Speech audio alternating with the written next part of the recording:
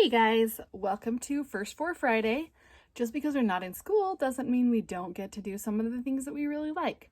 So go ahead and pause the video for a second, go grab a snack, grab something to color so that you can listen while you snack or color. The first book that I'm going to do is A Touch of Gold by Annie Sullivan.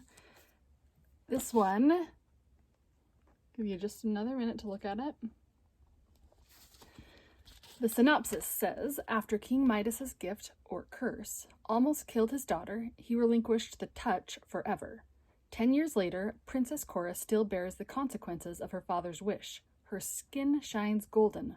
Rumors follow her everywhere she goes, and she harbors secret powers that are getting harder to hide. Cora spends her days concealed behind gloves and veils. It isn't until a charming duke arrives that Cora believes she could indeed be loved.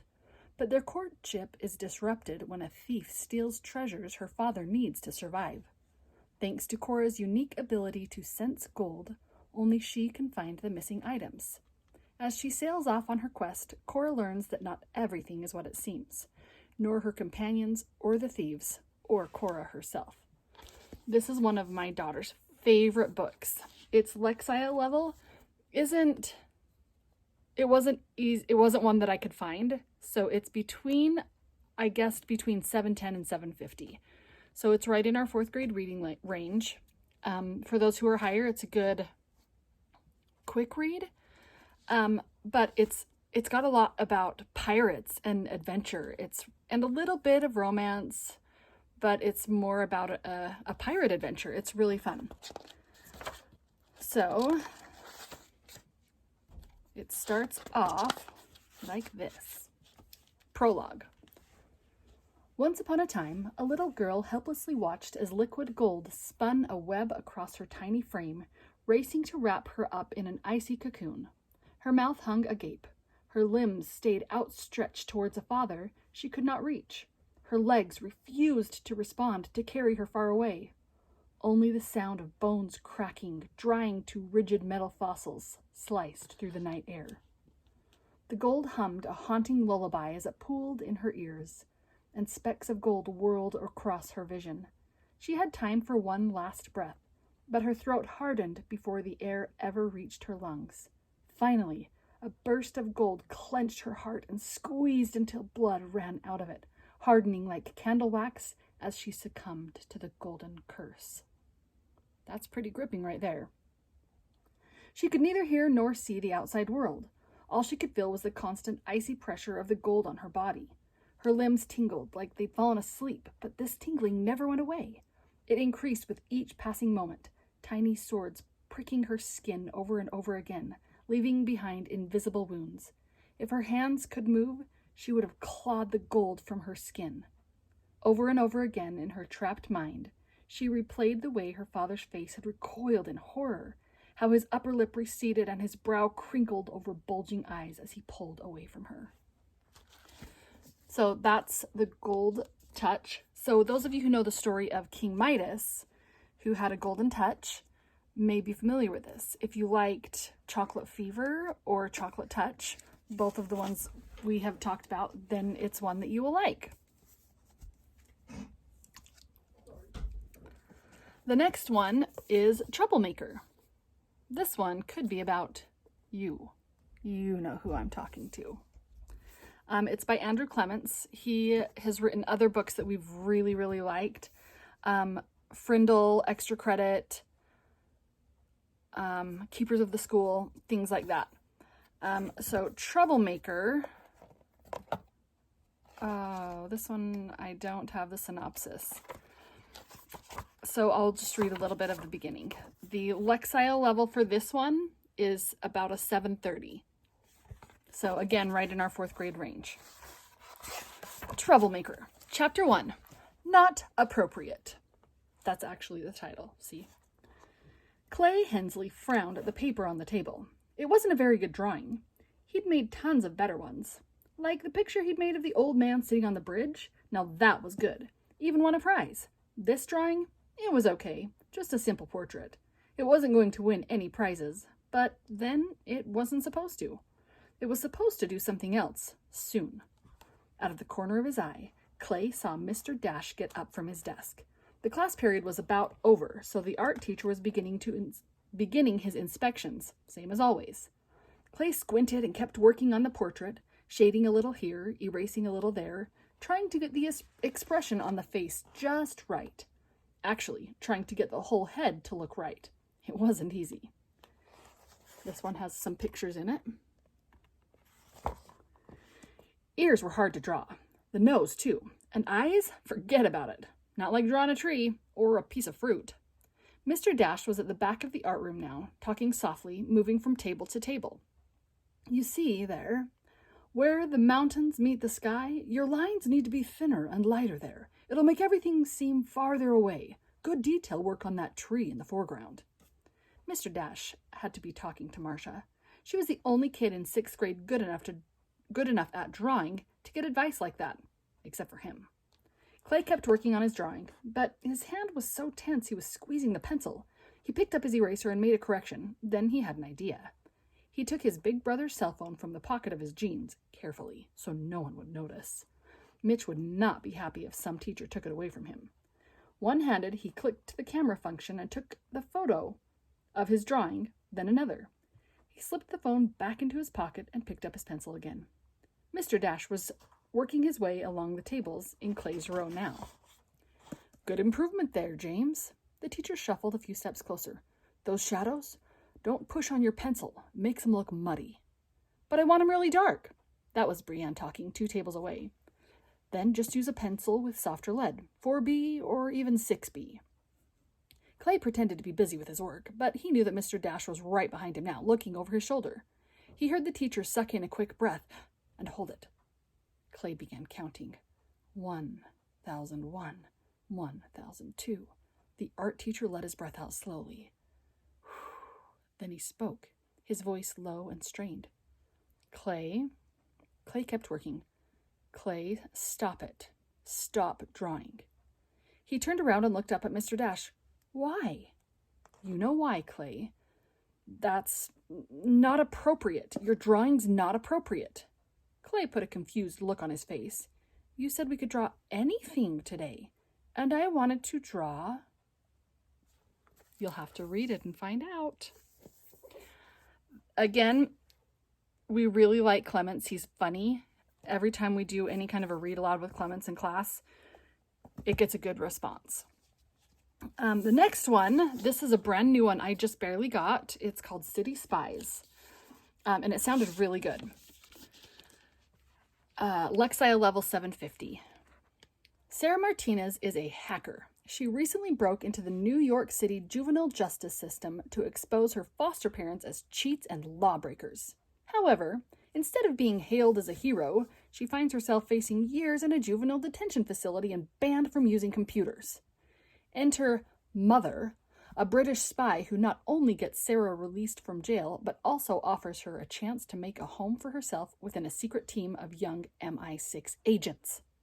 Operating out of a centuries-old manor house on the coast of Scotland, the City Spies are 5 kids from around the world. When they're not attending an elite boarding school, they're training for their roles as the biggest secret in the British Secret Intelligence Service. Before she knows what she's doing, Sarah is heading to Paris for an international youth summit, hacking into a rival school's computer to prevent them from winning €1 million, dangling 30 feet off the side of a building and trying to stop a notorious villain, all while navigating the complex dynamics of her new team. No one said saving the world is easy. So, that kind of grabbed me. It sounded really good. So, Chapter 1. A Man Called Mother. Sarah looked at the water stain on the wall and imagined it was an island. She wasn't sure if that was because it actually looked like one or just because she so desperately wished she were in some tropical paradise far from Brooklyn and this tiny room on the 8th floor of Kings County Family Court. She sat across the table from her public defender, a massive man in a rumpled suit named Randall Stubbs. His bulky frame hunched over as he scanned her file. "This doesn't look good," he muttered, because stating the obvious was apparently something they taught you in law school. "You're lucky they've made such a generous offer." "They have?" Sarah asked, surprised. What is it? He looked up from the file and said, You pled guilty to all charges and get 30 months in juvenile detention. 2.5 years in juvie didn't sound generous to Sarah, but it probably wasn't much worse than her last few foster homes. She was tough for a 12-year-old. She could handle it. And of course, he added, you won't be allowed near a computer. This, however, was unacceptable. For how long? For the duration of your sentence. Maybe longer as a condition of your release. That'll be up to the judge. But all I did was... What? He interrupted. Hack into the computer network for the entire juvenile justice system of New York City? Is that what you were going to say? Because that's not what I'd call an all I did situation. I know, but I was only trying to... It doesn't matter what you were trying to do, he said.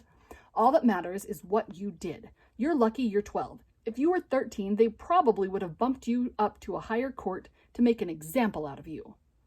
The weight of this hit her hard, and for the first time she regretted her actions. Not because they were against the law, legal or not, she had no doubt that she'd done the right thing.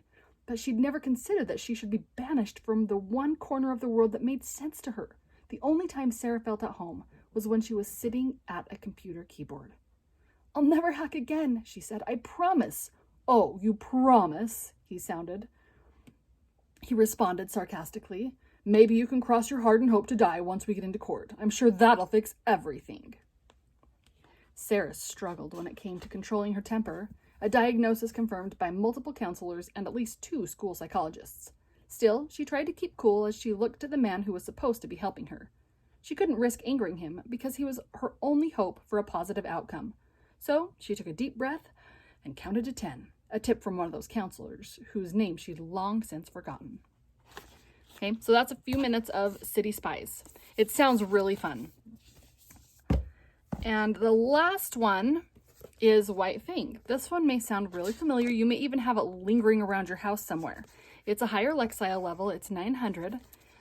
It's pretty complex, and it has a lot of really, really great details. If you're working on writing any kind of a narration of sorts, even working on your autobiographies, it has a lot of descriptive sentences and amazing use of figurative language. So it's a really good one for you to even just kind of glance through. Not if you're not interested in reading it, just glance through it and it'll give you some really good ideas of ways that you can improve in your own writing. So the synopsis on White Fang is pretty short. It says, White Fang is part dog, part wolf, and the only one of 5 tiny cubs to survive. In his lonely world, he soon learns to follow the harsh law of the North, kill or be killed. But nothing in White Fang's life can prepare him for the cruel owner who buys him and turns him into a vicious killer, a pit dog forced to fight for money. Will White Fang ever know the kindness of a gentle master, or will he die a fierce killer? Excuse me. Lexile 900. I'm not sure if I said that.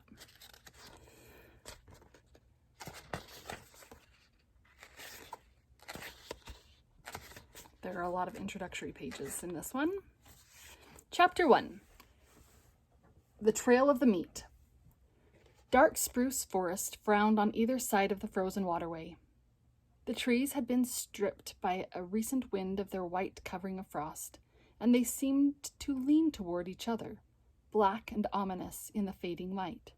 A vast silence reigned over the land. The land itself was a desolation, lifeless without movement, so lone and cold that the spirit of it was not even that of sadness. There was a hint in it of laughter, but of a laughter more terrible than any sadness, a laughter that was mirthless in the smile of the Sphinx, a laughter cold as the frost and partaking of the grimness of infallibility. It was the masterful and incommunicable wisdom of eternity laughing at the futility of life and the effort of life. It was the wild, the savage, frozen-hearted Northland wild. But there was life, abroad in the land and defiant. Down the frozen waterway toiled a string of wolfish dogs. Their bristly fur was rimmed with frost. Their breath froze in the air as it left their mouths, spouting forth in spumes of vapor that settled upon the hair of their bodies and formed into crystals of frost. Leather harness was on the dogs, and leather traces attached them to a sled which dragged along behind. The sled was without runners. It was made of stout birch bark, and its full surface rested on the snow.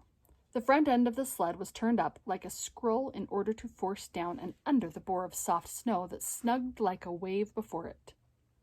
On the sled, securely lashed, was a long and narrow oblong box. There were other things on the sled, blankets, an axe, and a coffee pot and frying pan, but prominent, occupying most of the space, was the long and narrow oblong box. What do you think a long and narrow oblong box would be? So that's all I'm going to read of White Fang. But this is a classic.